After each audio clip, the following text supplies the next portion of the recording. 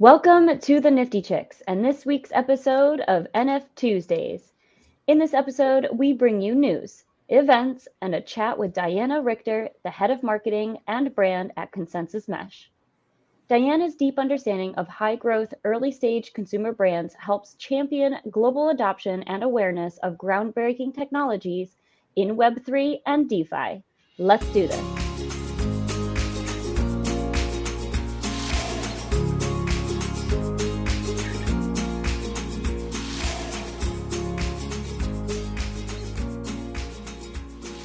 Happy Thanksgiving, Jen FT. Well, almost Thanksgiving.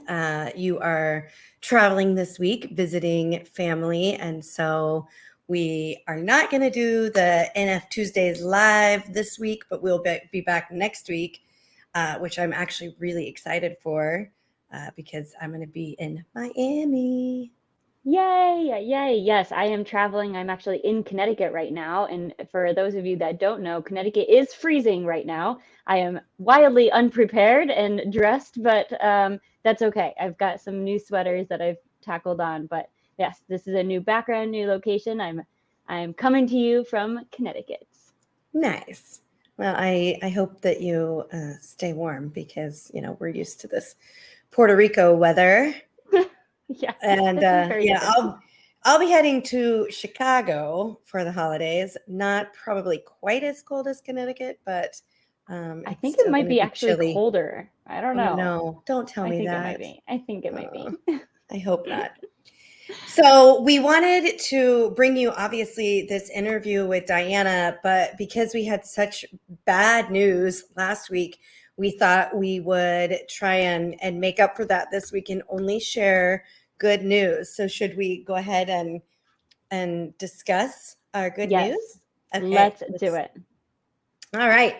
So I love this one. We've talked about Boss Beauties a lot on the show, and they announced their BB Impact to empower girls and women at the forefront of technology, leadership, and creativity.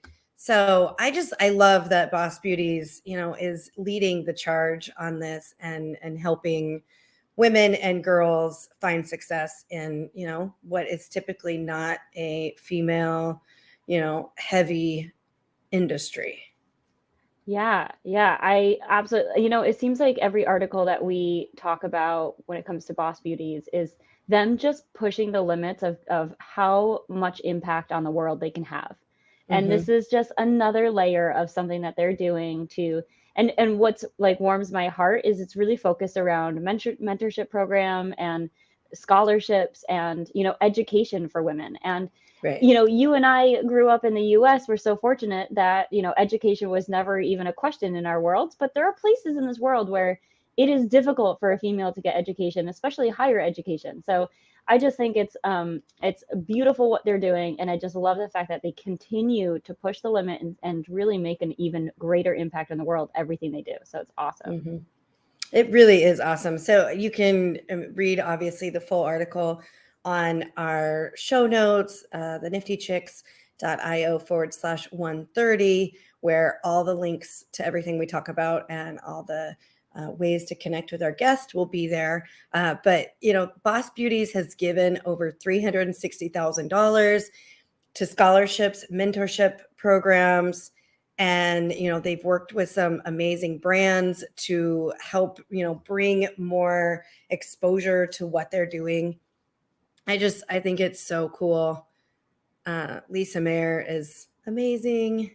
She said she's proud of the global community of women and girls we have built. Now with the launch of BB Impact, we can continue our mission to support girls everywhere as they design the career and life of their dreams, which is amazing. And every girl should be able to do this. So totally amazing. Yeah. So I thought that was really cool. And then I found this today. I was, forever scrolling on Twitter, and Ledger is doing a Black Friday special, which I don't think they normally do. But this Black Friday, you can receive up to $30 of free Bitcoin when you get a Ledger. Of course, this is while supplies last. But how nice is that? So they've got two different options here. If you get the Nano X for $158.96 US, you get $30 of free Bitcoin, and the Nano S Plus, which is a little cheaper, it's $84.28 US, and you get $20 of free Bitcoin. Yeah, So I if you, mean, I tell you, with all that's going on in the world, I'm hearing a lot of people taking their assets off any yep, exchanges or things like that and putting them into hard wallets. Like now is the time, if you've thought about it, you've been on the edge, now is the time to make that investment if you're at all worried about it, just because it's extra level of safety and security. So I think this is awesome that they're doing that. I think this is a perfect timing in the world of crypto, yep, to be encouraging and incentivizing people to go this direction for that level of safety and security. So kudos to yeah. Ledger for doing that. They didn't have to, I they know, didn't have to do I that. know. I would 100% be taking advantage of this if I hadn't already. I've got from my Dead Fellas Ledger combo NFT, whatever. I already have a new Nano coming, and then I actually got two passes there because Ledger and Dead Fellas did this partnership. So I think I now have like 3 ledgers on the way. Otherwise, I would definitely be taking advantage of this. Yeah, it's great. Yeah. So Jen FT, you found this article, and I love this because I personally, for those of you that aren't in the US, you probably don't care because Thanksgiving is not something celebrated around the world. But I always love watching the Macy's Thanksgiving Day Parade, and they're launching a parade metaverse experience. And I Yes. think that's really cool. And then they're raising funds for Big Brothers and Big Sisters of America. So, Yeah. Yeah, so my understanding from this article is that they did this last year, was their first year trying it, oh, and I this didn't year know that. they're going even bigger. So what I think is so amazing, because this parade is such a nostalgic moment for those of us in the US, because it is one of like the most televised things. It's like basically at the level of the Super Bowl. And it's hosted in New York City, for those of you that don't know. And during Thanksgiving in New York City is freezing. And I lived not just 2 hours away from this parade every year. And I just refused to go in because I was just not going to bear the cold and the crowds. And Right. here, with their kind of Web3 attempt to recreate it in a virtual world, you can go and experience it without having to freeze your butt off or deal with Right. From crowds. Like, the this is comfort of your crazy. home in your Yes. PJs, That's slippers. that's right. Yeah, I absolutely love that they're doing this. So you can on this, you'll see, if you visit this article on our show notes, you'll see the Macy's.com/NFT will take you to the site. And what I love is that it's going to be fully accessible via desktop and mobile without needing a crypto wallet or like Nice. complicated logins or a VR headset. So they're Oh, really this making is it easy for people to, test it out and see what a virtual experience is like outside of Zoom, which we're also used to. right. And I love that it is open for longer than just, a few hours. So it starts Thursday, November 24th at 9 a.m. Eastern and ends Sunday, December 4th at midnight Eastern. And then it also gives you the opportunity to vote for your favorite project, with the winner set to become an in real life balloon for the 97th Macy's Thanksgiving Day Parade. And the first 100,000 fans who vote will receive a free Macy's digital collectible. I So love that's that. that's super cool. Yeah. Yeah, this is super I cool. am definitely gonna tune into this. Yeah, and so it shows you a list of various partners, Beauties being one of them. How Of cool would course. it be for a Boss Beauty, a massive Boss Beauty, to be floating Yeah. down New York City in the Macy's Thanksgiving Day Parade next year? Like, I I would love it. love that. Yeah. Yeah. So I'm gonna definitely check it out, and be voting for my in real life balloon for sure. Agreed. Agreed. Yay. This is so cool. Yeah. So that's all we've got for the news this week, but you definitely want to stay tuned and listen to what Diana has to say. I absolutely love this interview with her, and she will most likely need to come back on the show because I felt like we could talk for hours. Yeah, no kidding. Very excited for everyone to hear this interview. She's just amazing. So Yeah, I say let's do it. bring her in.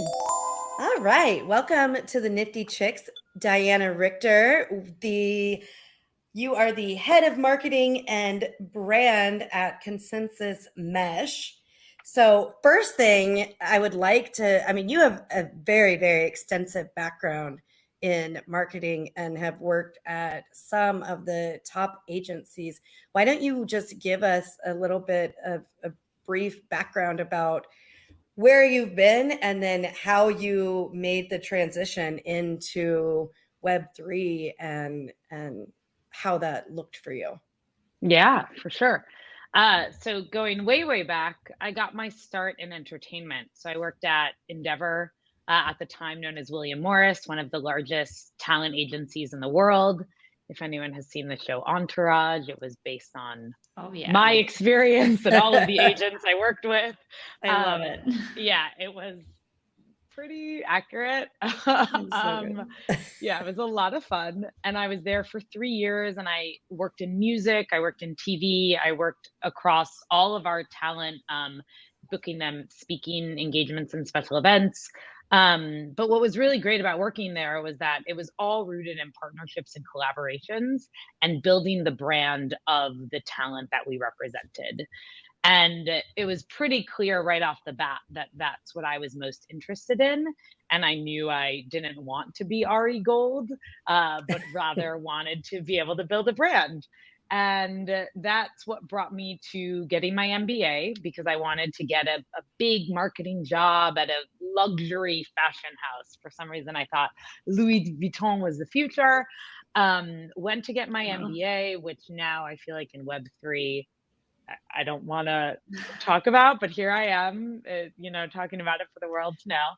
And it was during my MBA that I got the startup bug, and I started working for venture-backed, direct-to-consumer brands, leading brand marketing and business development strategy, which all went back to partnerships. Did that. I worked for a company called Eloquy, which is a plus-size women's fashion brand that sold to Walmart. I worked for a company called Maisonette, and then I started consulting. I worked for Lyft, the rideshare company. I worked in healthcare. I worked in beauty. I worked in beverage. I had a bunch of clients. Everyone was really focused on partnerships. And I knew nothing about Web3. I wasn't looking for Web3, but I was trying to take my time while consulting to figure out what the full-time opportunity and what my next step was going to be. Had a friend who worked at Consensys Mesh. He reached out to ask me to consult on an NFT project back in March of 2021, when things were really, skyrocketing, going through the roof. Mm-hmm. Again, Right. I had no idea what an NFT was. I had a friend back in 2011 tell me to mine Bitcoin. I think we all have those friends. We all regret not listening to those friends. Mm-hmm. But so that's where I started my Web3 journey, was potentially consulting on an NFT project, which was a very kind of backwards way to understand blockchain, because I was purely focused on NFTs. And then after a month of consulting on this idea, they at Mesh, which is how we refer to it, and externally, Mesh is just easier. They were like, do you want to just run marketing for us?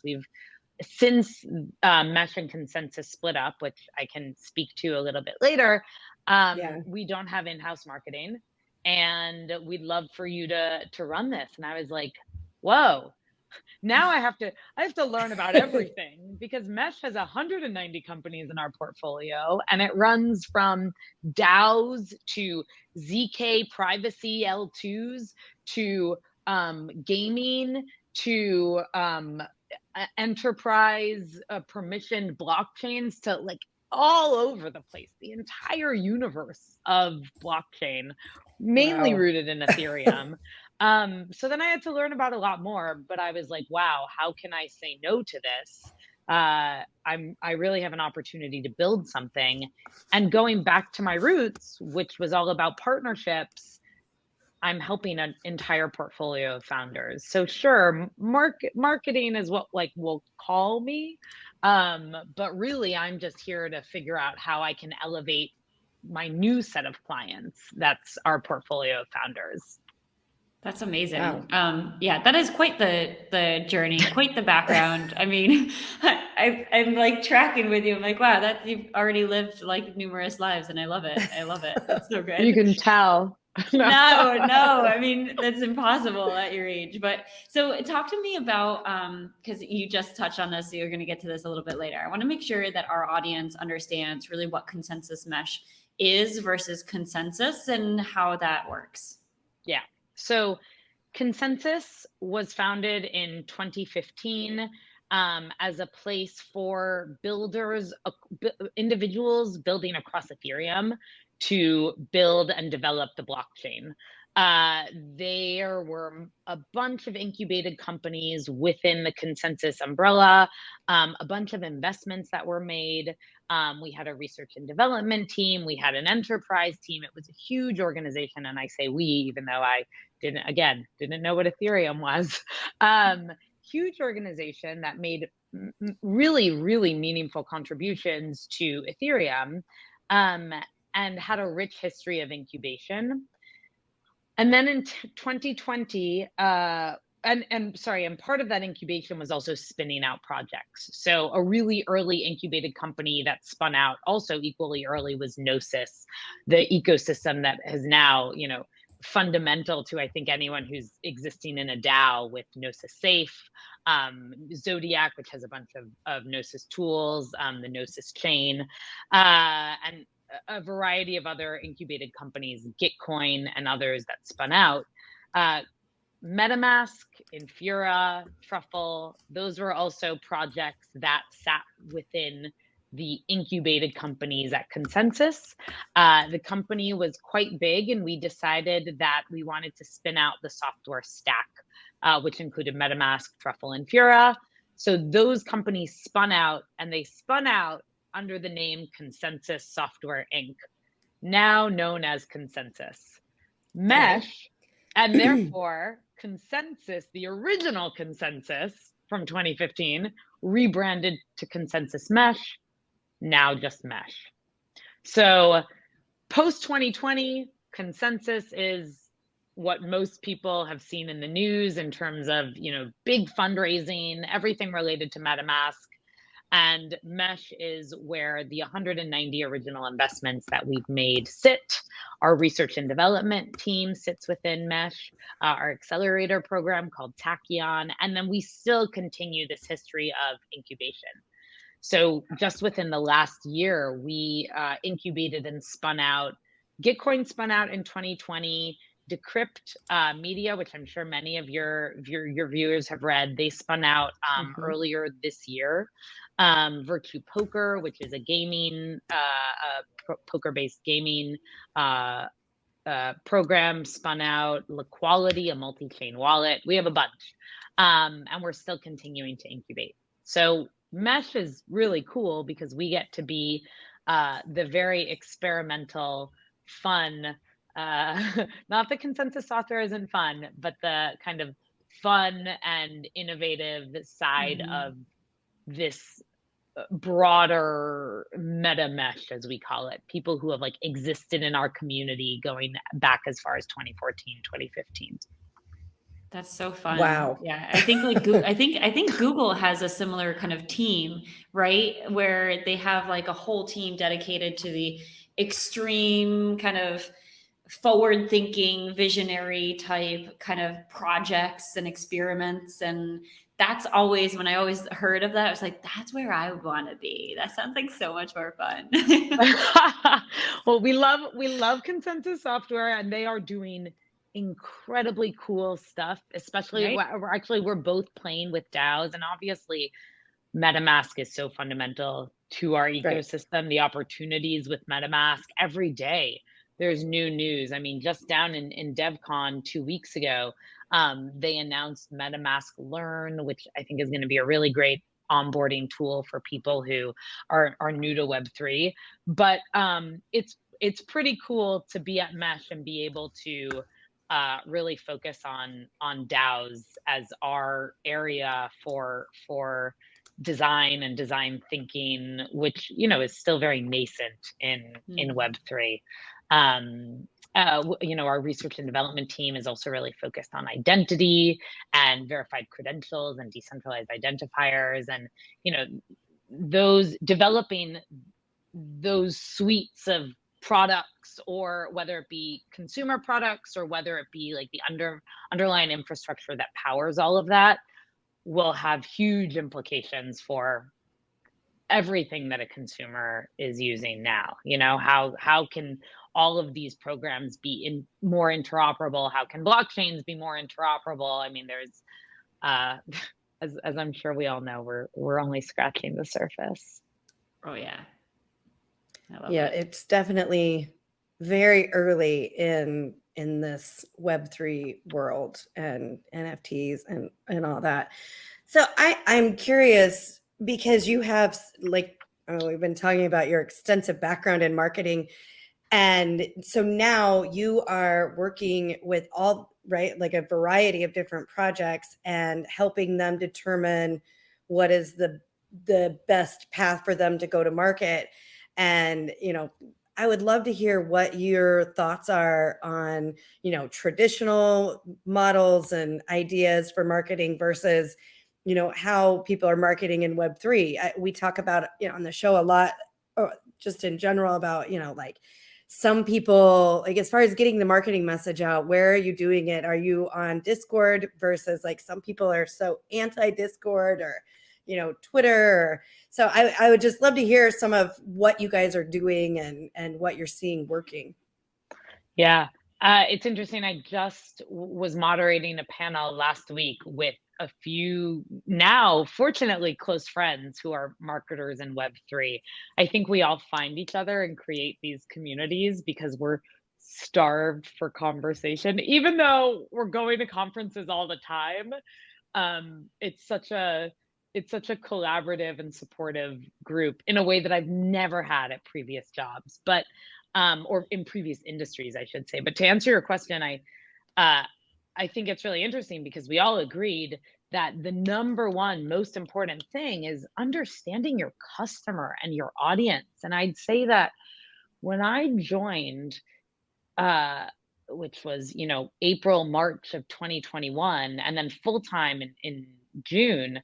It was pretty shocking and astonishing how many projects just didn't care about customer research, any kind of one-on-one customer conversations, surveys, etc. It was kind of this philosophy of like, we're the audience, we're the customer, we know, we're building infrastructure tools, which is where a lot of our portfolio sits. And therefore we don't need to do that extra work to understand our consumer. And that's fine. Oh, yeah. Mm-hmm. Yeah, it's like, okay, that's fine. Yeah, no, it's like, that's fine when you're like only trying to get 1,000 people to use your product, or your audience are only developers. But as we've seen with, frankly, what NFTs have done for all of Web3, it's time to get to know your audience. So I think a lot of projects now, because they have the tools to be more consumer facing, and NFTs as an industry, I think have led the way around there, are much more focused on understanding who their audience is. What's interesting there is like, are there Web3 native tools to do that? And I don't think there are yet. So that leads me to speak to, okay, like, is it Discord? Is it Reddit? Is it Twitter? Frankly, it's a lot of Web2 traditional tactics to gain users. And I don't want to name names, but we have many, many, many companies that I speak to frequently that, of course, naturally, they're like, oh, we're all about decentralization and we don't want to support FANG and, we want to be independent. But you have investors that you have to be accountable to, and you have to drive revenue, and you have to show growth. And there's nothing wrong with relying on traditional tactics like Facebook, like Google paid search, like SEM, SEO, and other traditional tools to drive users. And so we're definitely seeing that. And there are agencies, I think there are a lot of agencies that I've seen that are performance agencies that offer all of those services, but then also can kind of think more organically and or Web3 natively in terms of like, okay, can we offer bounties? Is there like an NFT that we can do giveaways with that will drive, users? Is there a way for us to think about targeting wallets? All of that is being explored. But it's exactly that, explored, and not really, there's no like playbook, which is what I think is really cool. Yeah. So I have, this is, I don't know if you'll be able to answer this or not, but it's something that I think about all the time. And that is, so, when you get like a random airdrop, or you get like the DM in Twitter that it's like, oh, you're going to sign up for this airdrop or sign up for whatever, I just automatically shut down, delete, block, hide. Like, it doesn't matter if it looks legit or not. How do you overcome that? I mean, is there a way to overcome that? Are you even attempting to do anything, similar? Yeah, it's fun. I mean, I can't answer it tactically. I wish I could. That would help all of us, right? Right? Then I'd really be a billionaire. Yeah. Who would have needed to mine Bitcoin? Yeah. But because the same thing happens to me, and frankly, so many of these scams are convincing. I mean, I have many times almost gotten in trouble. Yep. Yeah, it's scary. Knock on wood. I haven't yet, but truly knocking on wood. I think that's where, and I speak to a lot of our founders about this, the influencer matters. Like, and that's, it all rolls up to trust, right? So 100%. What are going to be both like the structural and the infrastructure tools that will allow us to have greater trust and this ultimate, dream of a trustless state. But then influencers in Web3 really count. And so how do we provide the tool? Like, how do we get beyond the blue check mark so that that this is somebody that if they're talking about a project, that link is going to be accurate? But I also think that's potentially why right now events and IRL experiences are so valuable, because Discords and Twitter, it's just overwhelming, and it's so difficult to navigate that you just turn off. You're just like, I don't have time for this. But when you're in person, and obviously, you have to recognize that it's very difficult for a lot of people to, who can afford to go to Miami for all of the NFT events that are going to be happening Basel. They also have an event like every month. I mean, in Miami, in Miami, that's not even considering everywhere else. I mean, like we were talking before I hit record. I mean, I'll be at NFT London. I know they just had something in San Francisco. Wasn't there just something in Miami? Every week. Like, you're right. Every week. Yeah, it's like there's constantly something happening. Right. So exactly. How do you even know what to prioritize? And then once you do know what to prioritize, how do you know what to go to?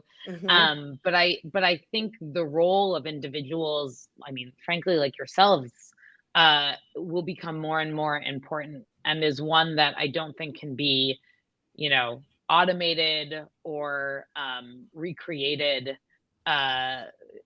via an algorithm. And I think what we've seen, and I'm sure you've encountered this, it's like individuals, when it comes to individuals collecting NFTs, the real collectors, which I know, Mint, can I go mint or minty sell? I don't. Yeah. I love Either mint as an herb. Right. Yeah. I love cumin. I love mint, but like, obviously you have a really exceptional collection. You probably have communities, you have your personal Telegram group or your personal Discord chat, and you have your circle of trust. Mhm. How do we extend beyond that? And I don't think we have the tools yet to do that. And there's a real opportunity to build there. And you're seeing a lot of projects that are starting to play with social media and like adding a social layer to your wallet, or your collection, or just general trading. And I think it will be interesting to see how that might start to influence the market, but I don't think we're there yet. I've also taken up on, yeah. I feel like there's also, I mean, for me personally, I feel like there's also, like, for example, let's just talk about Instagram and being able to connect your wallet. I still have fear around that. I just connected my wallet to, it's called Clutch Wallet. I connected because I want to win. You can win tickets to Miami, hotel accommodations, tickets to, oh my gosh, I can't think of what the name of it is, like Decentra or something like that. But even connecting there, I was like, ooh, do I really want to do this? But I did it, for the opportunity to potentially win. But they have there's a whole social aspect to that as well. And, it's like putting your wallet out there. I mean, obviously you can see what I've got because these are all mine behind me. So I am showing, I guess my hand to some extent. But especially when you're new in the space, it's a scary place to be sometimes. And I don't know, you make one wrong click and it could all be gone, Yeah. Oh, I mean, I have so many friends who have had that experience. I think it's going to be really interesting to see, even having this conversation in 6 months, in 12 months, in 18 months. I'm a little bit skeptical as to what the mass user, that everyone talks about, the next billion user, what their experience will be like and what they care about. Obviously everyone cares about their possessions, and like your digital collection are your possessions. Who cares if you can touch them or not? And you'll want that kind of security. But I don't know how, I don't know how kind of concerned they'll be at the expense of like not wanting to have things feel, as we were saying, interoperable, easily accessible, and just available. Like all of the hurdles that we go through. And frankly, I'll be honest, I don't go through nearly as many as I'm sure you guys do, because I am more of that like later stage adopter. Like I really am. And part of that is because I like sit across both worlds where I hear about all of these stories of people getting rugged, and I'm like, I'm not even gonna risk it. I'm gonna wait until everything is just like easy for me, because I'm not gonna spend like 30 and hours. So many people feel that way. Right. And so as a result, it's like these are all of the barriers to real adoption and whatever it ends up being that we create. And so so I think that maybe those late stage adopters and the users that will be like are the people who come in a year from now, they don't necessarily care, or it's solved for them and they don't have to worry about it. But I always think, I'm like, at the end of the day, people are lazy. Myself, I say that because I am a person and I am lazy and I want things to be easy for me. There is a reason Amazon exists. Amazon has one click. Yes. Like 100%. And like just acknowledge the fact that like there is this constant debate, I think, and we're seeing this more and more, between like prioritizing like true decentralization and optimizing for like ease of use and adoption. And where, like, what do you give up, and what do you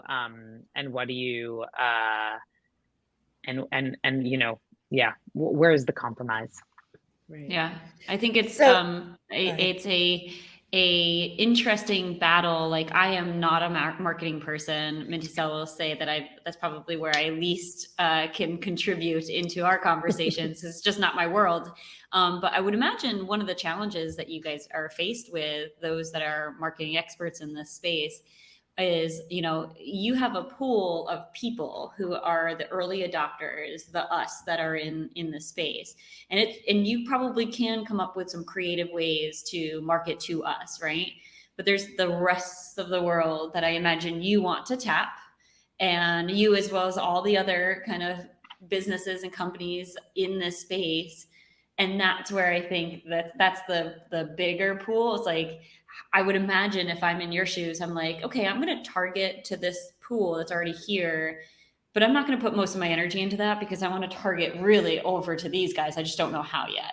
And then, like you said, I mean, trust is going to be a huge component here that I think, who do I trust in this space? We were talking right before we hit record on doxing and the fact that NiFTy and myself are doxed.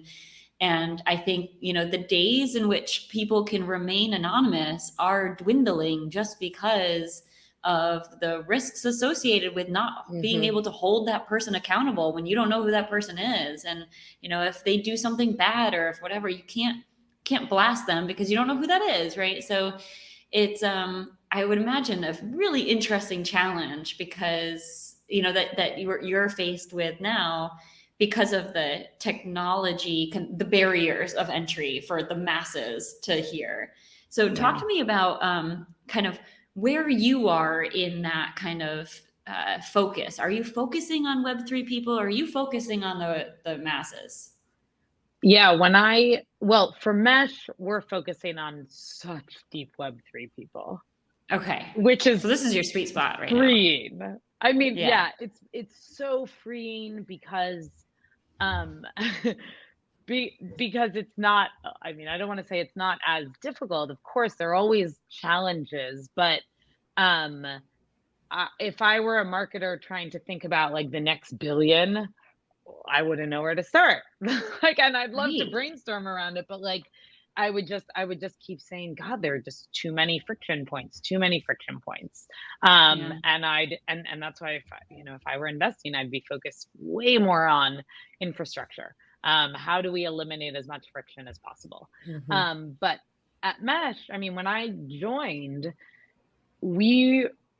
because, and I don't want to say because there weren't marketers there, but because the focus had just been on investing, supporting our portfolios, giving them everything they needed, our portfolio companies rather, giving them everything they needed to grow, we hadn't really thought about who the Mesh audience is for Mesh as a brand. And that was the first thing I did. And, originally, I think a lot of my partners and colleagues thought, oh, we need to be an onboarding tool for everyone. And it's like, well, is, Mesh investing in like 10 DAOs in the last year really the way we're going to get like our, cousins and our sisters and our brothers? And I specifically say not moms and dads, because I don't think we should even bother, frankly. Like, let's focus on like, the generation that is actually going to be using this and these tools. I was like, that's the work of our portfolio company to focus on. And for Mesh, we've been investing for so long. We sit at such like an epicenter of Ethereum specifically, but now have extended to and really embrace a multi-chain world. Let's use the tactics and speak in the language of our community. So that means, for example, like, we really want to focus on content because we know our community appreciates and wants long form, thoughtful pieces of written content. So at Mesh, we're about to release a big deep dive on a portfolio company, exploring the entire ecosystem that they've built. We're working on another deep dive with our research and development team. It's going to be a report on identity. That's where we want to focus our efforts. But obviously, that's not going to be useful for anyone who's trying to onboard in Web3 at all. And I'm like, We're okay with that. But so I get to use my experience in consumer marketing for so long when I talk to our portfolio companies. You know, when I talk to a company that's like, oh, we've really tapped the Web3 market. How do we expand? You know, what are the tools? What are the tactics? Who can we partner with to be more mainstream?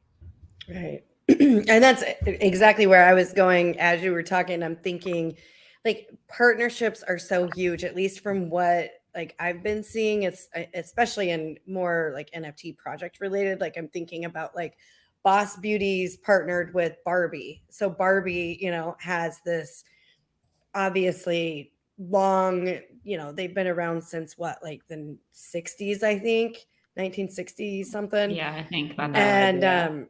I mean, they have, everybody knows Barbie as a brand. And so them partnering and then taking that out. I mean, I don't know. It's going to be really interesting to see what happens like when like the young girls now in 10 years from now, like how I feel like it's going to be like a completely different world. It's like basically like 1995 when the internet came out, you know, and fast forward what 25 30 years and here we are in NFTs. I can't even imagine. And I feel like also like time is accelerated, you know, like as like you think back to when the internet came out to now, it's like everything that's happening seems to be moving quicker than it did even, you know, back then. So how are you guys, like what are you doing with events, and has anything like changed as far as like what event you're going to, how you're deciding, you know, to be a part and participate in events? Yeah. So because I've been in the space for a little over a year, I work in marketing, and my job is to talk to people, and I really like talking to people too much. Um, I've been to like over 15 conferences or events all over the world, and am totally exhausted. I just got back Friday night from on the 28th from my last one. And already I have a flooded inbox of like, are you going to Miami for all of this stuff happening in Miami this go around? Are you going to this? Are you going to that? Are you in Lisbon? Oh yeah. I'm taking a step back personally, and the way we decide on what we're going to go to, because it is really important for Mesh to be present, because if our portfolio companies are there, we need to be there any way we can support. Like at the end of the day, I work in customer service 100%. I've always worked in customer service, and I love that, and I like really want to embrace that approach. So we always just make sure that we have some coverage. Unfortunately, so Miami coming up, I have plenty of colleagues who will be there, and we have a lot of portfolio companies who are doing incredible things. Mona, which is, I don't know if you've heard of them, but they're an amazing company that graduated from our accelerator program, Tachyon. They are creating metaverse experiences and selling those metaverse spaces as NFTs. They're doing a really cool physical installation with a few partners that they are then powering the metaverse experience. NFTy Now is going to do something huge. I'm sure you guys have spoken to the NFTy Now guys. They're going to be doing a huge, I have not, huge but thing. Oh, we want you definitely should. Yeah, they're amazing. Alejandro, Matt, Sam, great, such great energy, great guys. They're doing something really impressive. I think they're partnering with Christie's, which is going back to the partnership thing, a perfect example. Like that, I mean, that's textbook. And also the fact that it continues. They did something with Christie's last year in Miami. They're doing something again with them this year. So we always have representation, and it's about, you know, how much of our community is going to be there and how can we support our portfolio. So, you know, we hit the big ones.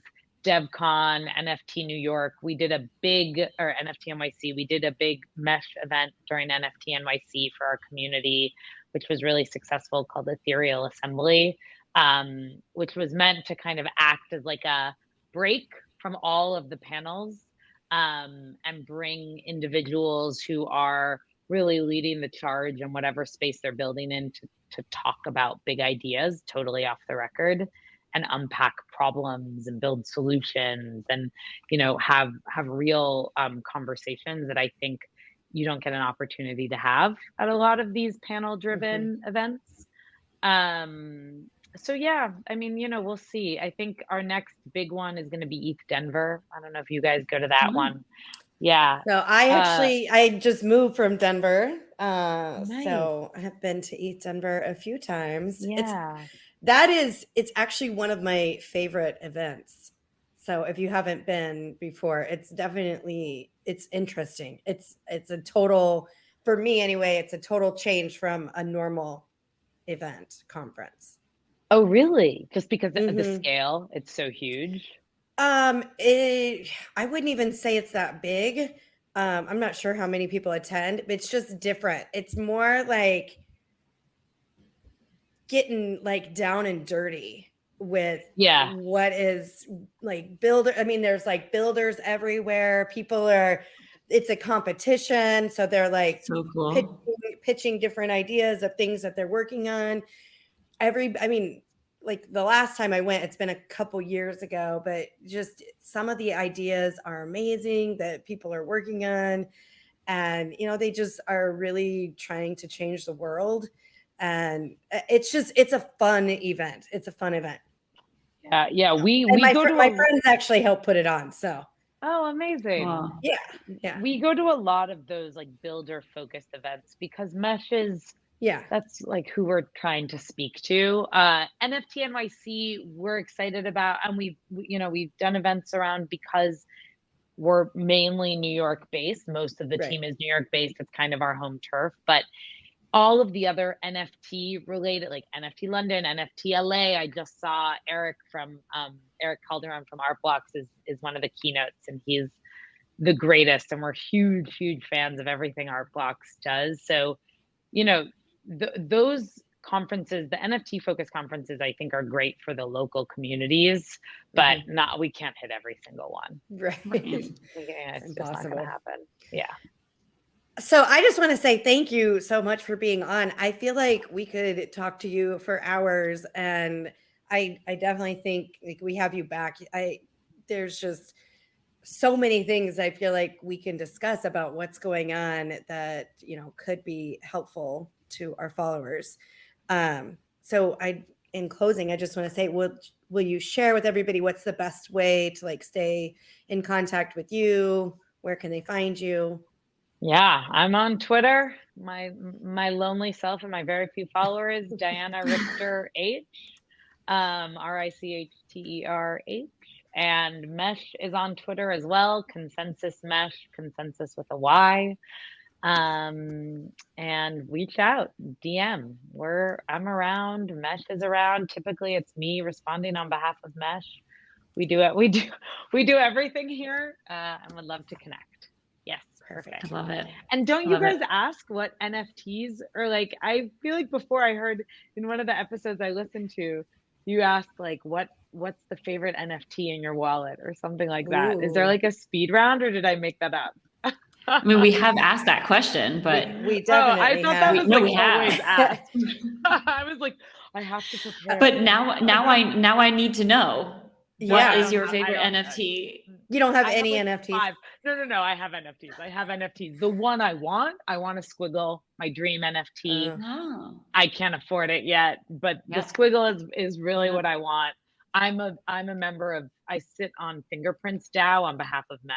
I don't know if you guys are familiar with Fingerprints. No. I haven't heard of that one. They're amazing. They're a collector DAO. And I know we are wrapping up, but now I go on a tangent. And this is what we should well, next time we'll talk about it. But Fingerprints is a collector DAO. They have the largest collection of autoglyphs and a really impressive collection of generative art. And because I studied art history way back in the day, really excited about the way they approach their collection and their curation. And so I've become really excited about generative art, and those are the NFTs I want. Now, the NFT I have a little Dream DAO. I don't know if you're familiar with Dream DAO, but they have a Skywalker NFT. Dream DAO is a community that empowers young individuals to be more civically involved.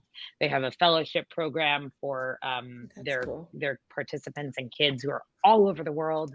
Really impressive organization.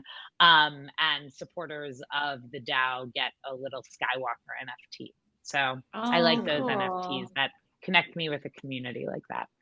I love It's so funny talking to you because I feel like NiFTy and I are pretty well versed in like what's out there and what's happening, but it's like you're saying all these things. I'm like, I've never even heard of that. And that's why this world is it's so vast. Like it's impossible. You can be immersed in it like all day, every day, and still be missing out on so much.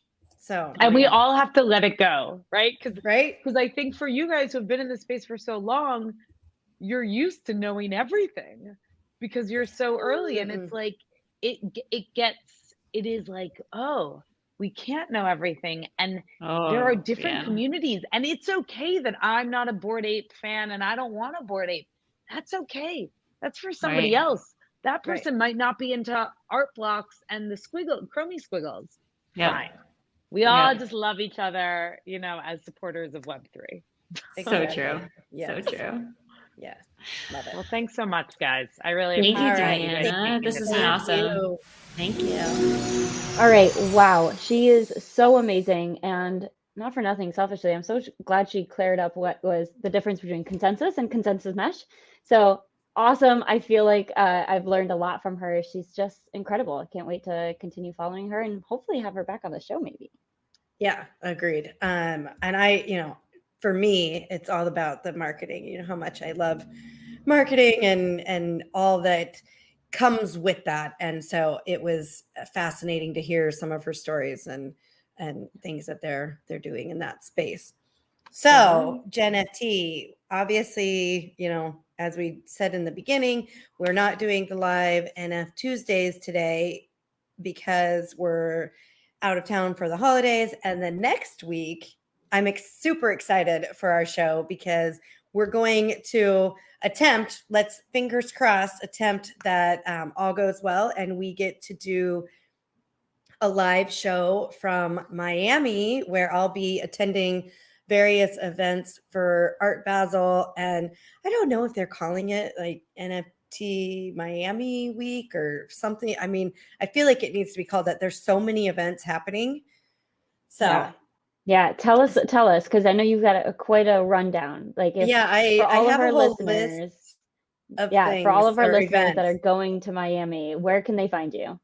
Yeah, so I know I'm going to be at Decentral, which is November 28th and 29th, and that is at, I believe it's the James L. Knight. It's the convention center in downtown Miami. And then there's Miami Web3, and that's November 28th through 30th. So I'll probably, kind of go back and forth to both of those. I'll definitely be at Miami Web3 on the 30th. And then that is at, I believe, the Intercontinental Hotel in downtown Miami. There's a couple other events that I'm still debating if I'm going to get there or not. That's like, there's a Women in Web3. There's the Metaverse Miami. I think there's this NFT Miami, but I'm struggling to find that one online. But the one that I'm most excited about, NiFTy, and that this was like the make or break as to whether I went to Miami, and that's the WoW Gala on December 1st. So you do have to, own a WoW or WoW G, and you had to get registered. So if you haven't done that, I think it's closed now, so it's too late. But hopefully, if you own a WoW or a WoW G, you got signed up and got registered, and I will see you at the gala. Oh, that is so exciting. I'm so jealous. I want you to take pictures, share them on social. Cannot wait to chat with you next Tuesday live from the event. I know, it's going to be so much fun. I can't wait. So fun. Yeah. Well, so speaking of socials, of course, we want you to follow us so that you can stay up to date with what we're doing. And you can find us at the NiFTy Chicks. That is the NiFTy, NiFTy Chicks, CHICKS. And you can find us on all the socials there. That's right. And as always, thank you so much for listening to the Nifty Chicks. Always remember, invest in yourself because you are worth it.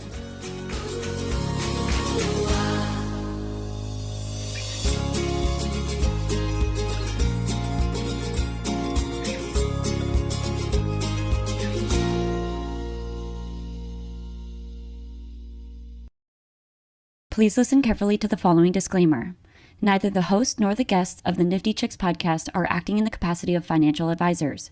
We wish to remain transparent and impartial to the NFT community at all times, and therefore, the content provided by the Nifty Chicks hosts and guests are intended for general information purposes only. Nothing written or discussed by the Nifty Chicks hosts and guests should be construed or relied upon as investment, financial, legal, regulatory, accounting, tax, or similar advice. Nothing should be interpreted as a solicitation to invest in any cryptocurrency or NFT, and nothing herein should be construed as a recommendation to engage in any investment strategy or transaction. Please be advised that it is in your own best interest to consult with investment, legal, tax, or similar professionals regarding any specific situation and any prospective transaction decisions. You must do your own research when considering investing in cryptocurrencies or NFTs. We are simply sharing our journey with you as we learn more about the world of NFTs. Happy minting.